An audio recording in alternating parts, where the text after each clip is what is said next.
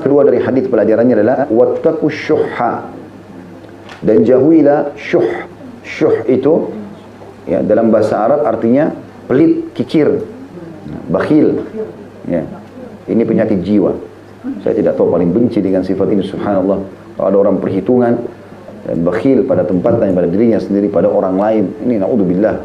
Makanya pernah ada sahabat Nabi, dua orang datang menghadap kepada Nabi SAW. Lalu Nabi tanya, siapa pemimpin suku kalian sekarang? Mereka sebut si fulan. Kata Nabi SAW, bagaimana orangnya? Orangnya rapi, bersih, berwibawa, gagah, wangi, segala macam, banyak kelebihannya secara fisik. Cuma ya Rasulullah, bakhil, pelit, nggak mau berbagi pada anggota-anggota sukunya, gitu kan? Dia saja yang dipikirkan dirinya. Kata Nabi SAW, penyakit jiwa apa yang lebih buruk daripada bakhil itu? Kikir, ya. Makanya supaya tidak terjerumus ke situ, kita harus datangkan lawannya. Lawannya dia dermawan, royal. Tidak akan pernah bertemu antara langgengnya rumah tangga, persahabatan, partner bisnis, semuanya ini kecuali dengan royal. Orang kalau royal suka memberi, maka otomatis orang akan suka. Apa saja dia selalu memberi, apa saja dia selalu memberi, gitu kan? Dinukil sebuah kisah seorang salafus saleh, saking dermawannya, temannya pernah terlilit utang. Maka dia datang kepada temannya sebelum temannya bicara. Dia datang langsung dia tawarkan. Saya tawarkan kepada kamu modal usaha. Kamu kembangkan modal usaha, bayar utangmu. Dia bilang baiklah. Lalu temannya itu orangnya amanah, cuma tertipu orang. Kemudian dia kembangkan satu usaha, dia beli produk, dia buka sebuah tempat, baru dibuka hari pertama, tiba-tiba semua barangnya dibeli oleh orang. Habis. Untung dia. Ya. Kemudian dia jual yang kedua, dia beli lagi barang yang sama, besoknya habis lagi dibeli. Dia melihat ini luar biasa, berkahnya Allah. Sampai utangnya lunas. Ternyata terakhir teman-teman dia tahu siapa? Yang beli barangnya temannya sendiri, pemberi modal itu. Saking dermawannya dia yang kasih modal, dia yang beli produknya temannya. Tapi temannya nggak tahu. Ada nggak orang begitu zaman sekarang? Nah, perhitungannya luar biasa. Bakhil, penyakit jiwa. Ya. Maka itu contoh saja. Dan sifat dermawan ini adalah sifat yang sangat luar biasa. Makanya sifatnya Allah akramul akramin. Zat yang maha dermawan. Nah, ciri kedermawanan adalah memberi sebelum diminta. Itu ciri puncak kedermawanan seseorang, memberi sebelum diminta. Ada orang begitu, subhanallah. Ketemu sama siapapun, orang miskin, orang kaya, selalu dia kasih.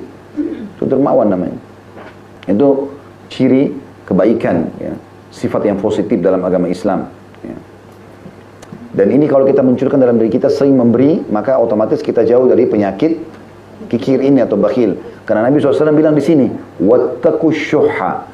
Perhatikan digunakan kalimat yang sama, ittaqu, mirip dengan potongan pertama. Lihat nggak bahasa Arabnya? Kan ittaqu itu artinya takutlah, selamatkan diri kalian, jauhi, hindari, maknanya semua sama itu. Maka takut kalian dari sifat kikir. Nabi SAW suruh kita takut supaya jangan bakhil, jangan pelit, ya, harus royal. Kapan kita royal? Selama itu dalam jalan kebaikan, maka terbuka pintu rezeki dari langit. Allah SWT akan bukakan itu. Lalu dijelaskanlah, kalau tadi kezaliman, sebabnya kenapa kita dilarang, karena nanti akan menjadi kegelapan pada hari kiamat. Banyak tuntutan-tuntutan datang, gitu kan? Karena semua orang yang kita zalimi akan datang nuntut, ya Allah, si fulan pernah caci maki saya, ya Allah, si fulan pernah ambil hak saya, si fulan pernah begini dan begitu, maka akan habis pahala kita. Kalau kikir, ada sebabnya. Di sini disebutkan sebabnya, fa inna syuhha ahlaka man kana qablakum. Karena sifat kikir itulah yang telah membinasakan orang-orang sebelum kalian. Memang apa bentuk kebinasaannya ya Rasulullah? Nabi jelasin. Gara-gara mereka pelit, muncullah dua keburukan di sini. Yang pertama adalah hamalahum ala an safaku dima'ahum. Mereka saling bunuh-membunuh. Jadi karena pelitnya, akhirnya tidak ada royalitas, maka secara otomatis saling bunuh-membunuh antara ahli waris sama yang lainnya. Ya. Bahkan ada anak membunuh orang tuanya supaya cepat dapat warisan. Ya. Menumpahkan darah. Karena pelitnya ribut rumah tangga, ya, karena tidak mau memberi ke istri, istri tidak mau berbagi pada suami, ribut gara-gara itu. Dan bisa bukan mustahil karena ribut hanya saling bunuh-membunuh. Dan sekian banyak kasusnya. Intinya memang ujung-ujungnya bisa membuat, ya, orang saling bunuh-membunuh. Yang kedua, wastahallu maharimahum. Dan mereka menghalalkan apa-apa yang diharamkan kepada mereka. Maksudnya akan melakukan perzinahan. Bisa dikatakan dalam terjemahannya, ya. Dipotong nomor 217. Sedangkan menghalalkan yang haram artinya mereka menghalalkan wanita sehingga melakukan perzinahan dengan mereka. Artinya orang yang bakhil itu, uang-uang yang mereka pelitkan, umumnya larinya kepada yang haram. Kalau haram dia royal. Karena dia tutup pintu royal kepada halal, maka dia royal kepada haram. Sama istrinya dia bakhil, sama suaminya dia bakhil. Tapi kalau sama selingkuhannya luar biasa. Kan begitu. Maka dia malah royal. Ini kenapa? Karena bermula dari sifat bakhil itu. Muncul salah langkah atau salah eksekusi di lapangan. Muncul penyakit itu yang Nabi SAW sebutkan. Akhirnya mereka menghalalkan perzinahan tadi. Dan itu yang terjadi umumnya ya. Karena berawal daripada sifat bakhilnya itu atau pelitnya itu. Tapi saksi bahasan kita dari hadis 208 ini adalah potongan pertama, ittaqul zulm. Takutlah kalian kepada kezaliman itu. Ya, kalau masalah kikir ini sebenarnya bukan bahasannya, tapi karena disebutkan dalam hadis maka kita rincikan juga tadi. Hadis yang kedua dalam bab kita ini nomor 209. Artinya Bapak Ibu sudah belajar 209 hadis. Dari Abu Hurairah radhiyallahu anhu bahwa Rasulullah SAW bersabda, La tu'addanna al-huquqa ila ahliha yawm al-qiyamah hatta yuqada lisyatil jalha'i min asyatil qarna.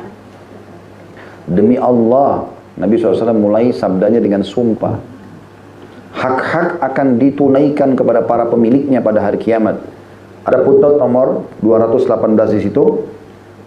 La tu'addanna dengan tak bertitik dua atas di dhamma, hamzanya di fathah, dan dal bertasydid di fathah, yakni demi Allah. Allah akan menunaikan hak-hak. Kemudian disebutkan di situ jalha, ada potongan setelahnya ya, yang kata Nabi SAW, hingga kambing yang tidak bertanduk diberi hak kisos, hukuman balas terhadap kambing yang bertanduk. Di footnote yang sama masih 218 itu ditulis jalha. Di dalam bahasa Arab tadi dikatakan hatta yuqada lisyatil jalha, dengan jim di fathah, lam disukun dan ha tak bertitik, artinya tak bertanduk.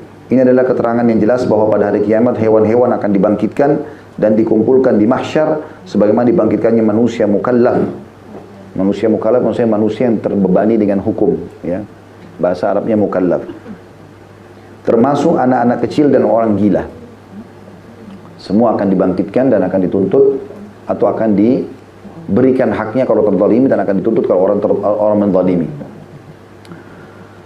Pelajaran dari hadis ini yang kita bisa ambil adalah bagaimana Nabi SAW telah mengingatkan kepada kita agar sebelum meninggal dunia harus segera menyelesaikan hak-hak orang lain, apapun sifatnya. Kalau Bapak Ibu lupa, berdoa kepada Allah Subhanahu Wa Taala, minta agar diberikan petunjuk. Ya Allah, berikanlah aku petunjuk kalau masih ada hak-hakmu, hak makhlukmu yang belum hamba ini tunaikan, ingatkanlah, mudahkanlah. Ya, mudahkan itu. Jadi kita tidak pernah tahu. Saya sering atau kadang-kadang menjadikan sebagai doa ini. Beberapa hari lalu sempat ada yang WA ke istri saya, kebetulan rupanya ini istri dari seorang yang pernah bekerja sama kami di restoran, gitu kan. Orang ini mungkin berhenti bekerja dari 5-6 tahun yang lalu. Dia ada kegiatan, dia harus pergi ke Jawa Tengah, dia pegang. Kemudian pernah satu waktu dia lembur, ada hak dia yang 500.000 rupiah, tidak besar, yang sudah kami janjikan. Seingat saya sudah saya kasih gitu. Tapi setelah 5-6 tahun berjalan, istrinya WA ke istri saya, dia mengatakan, maaf Umi, saya cuma mau memastikan apa memang dulu hak suami saya itu yang 500.000 sudah dikasih belum? Mungkin ini bagi kita, untuk apa orang ini WA, kan sudah dikasih dulu gitu kan. Tapi saya langsung ingatkan istri saya, jangan dianggap negatif, karena bisa saja ini peringatan dari Allah. Siapa tahu memang saya yang lupa, bersyukur Allah ingatkan, nggak apa-apa, kasih langsung. Jadi selesai, contoh saja. Ya mungkin itu efek daripada doa yang kita sampaikan, kita nggak tahu. Jadi tiba-tiba Allah ingatkan, lebih baik kita ingat di dunia daripada di akhirat kan gitu. Walaupun kita mungkin yakin sudah memberi, sedekah aja kasih, nggak masalah. Siapa tahu memang kita lupa kan gitu, kita nggak tahu, apalagi sudah berjalan sekian tahun. Ini contoh saja ya. Ini bisa masuk ke dalam semua lini kehidupan kita. Jadi hati-hati teman-teman, hati-hati. Kalau ibu-ibu pernah punya seorang pembantu, mungkin pernah ibu zalimi, lupa kasih gaji, terlalu paksa dia bekerja, ada nomor teleponnya, sampaikan maaf. Maaf, gak ada ruginya, maafin saya. Kalau masalah kamu kasih dia hadiah baju ke apa, yang penting jangan ada hisab hari kiamat, aman. Daripada ngotot-ngototan, egois, gak untuk apa, gini segala. Oh ini bahaya masalah ini, berat ya. Apa kata Nabi SAW? Kalian harus demi Allah menunaikan apapun kepada pemiliknya. Walaupun dia itu adalah pegawai kita atau orang bawahan kita misalnya, dan dia punya hak.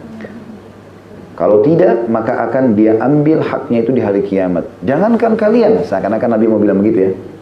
Domba yang tidak bertanduk, kalau ditanduk oleh domba yang bertanduk, tanpa sebab Allah bangkitkan dan Allah hukum yang bertanduk itu.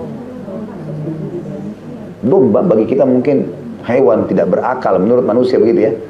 Tapi tetap harus ada alasan kenapa dia tanduk temannya. Allah adili semua. Pada hari kiamat. Kalau domba saja diadili kena menanduk, bayangkan saja kalau tanduk itu. Mungkin dia iseng, dia lagi berebut makan sama temannya lalu dia seruduk temannya. Sudah cukup itu akan dihisap hari kiamat. Hah? Makanya tadi saya kasih contoh, ambil makanannya orang itu sama. Ya, dan seterusnya lah hal-hal yang lain ya. Harus hati-hati teman-teman sekalian, hati-hati. Mungkin teman-teman ada yang laundry di luar, begitu kembali ternyata bukan pakaian kita, kembalikan. Jangan tiba-tiba oh karena bagus ambil. Atau misalnya, bukan pakaian saya, buang aja di sampah. Apa kembali jauh-jauh, bisa? Nggak boleh. Zalim. Gitu kan? Nggak boleh sama sekali. Dan sekian banyak contoh-contoh lah. Ini harus pokoknya intinya amanah semuanya.